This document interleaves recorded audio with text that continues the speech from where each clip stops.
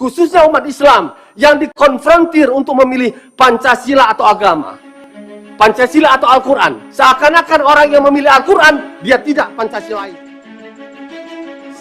Saya tidak bisa membayangkan tes wawasan kebangsaan ini kalau kita tolerir, kalau kita legalkan, akan seperti apa generasi bangsa kita ke depan. BKN untuk mempertanggungjawabkan apa yang telah mereka lakukan pada kasus seleksi calon ASN KPK. Allahu Akbar, merdeka!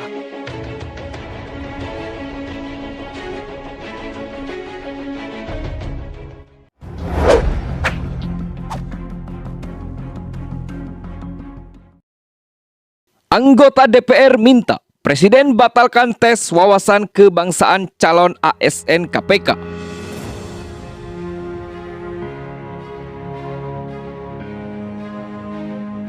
Apakah siap melepaskan kerudung atau jilbab demi bangsa dan negara? Anggota fraksi PKS Al-Muzamil Yusuf meminta Presiden Joko Widodo menggunakan kewenangannya untuk membatalkan hasil tes wawasan kebangsaan calon aparatur sipil negara atau ASN KPK. Presiden Jokowi harus menggunakan kewenangannya untuk membatalkan pemberlakuan TWK BKN terhadap calon ASN KPK maupun terhadap seluruh ASN dari berbagai instansi.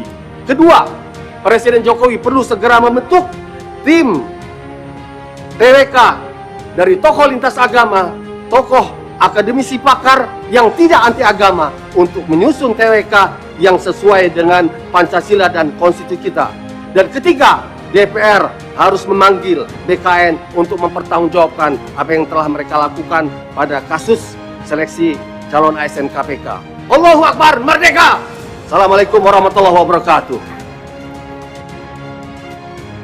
Ia juga meminta Presiden membentuk tim TWK dari tokoh-tokoh lintas agama, akademisi, hingga pakar yang tidak anti agama dalam menyusun berbagai pertanyaan dalam tes tersebut. Hal itu agar berbagai pertanyaan dalam TWK sesuai dengan Pancasila dan konstitusi negara. Politikus PKS itu mengatakan bahwa TWK calon ASN KPK menarik perhatian publik karena ada beberapa pertanyaan dalam tes tersebut yang sangat sensitif, bahkan menyangkut keyakinan beragama seseorang. Al-Muzamil mencontohkan beberapa pertanyaan tersebut seperti seorang muslimah calon ASN KPK diberikan pertanyaan, apakah siap melepaskan kerudung atau jilbab demi bangsa dan negara? Contoh kedua, seorang peserta TWK ditanyakan untuk memilih salah satu, Pancasila atau Al-Quran, dan tidak dibolehkan memilih keduanya. Ia menilai hal-hal tersebut telah mengabaikan sikap negarawan para pendiri bangsa yang arif dan bijaksana, yaitu menyandingkan sila pertama Pancasila, ketuhanan yang Maha Esa, dengan sila ketiga, Persatuan Indonesia.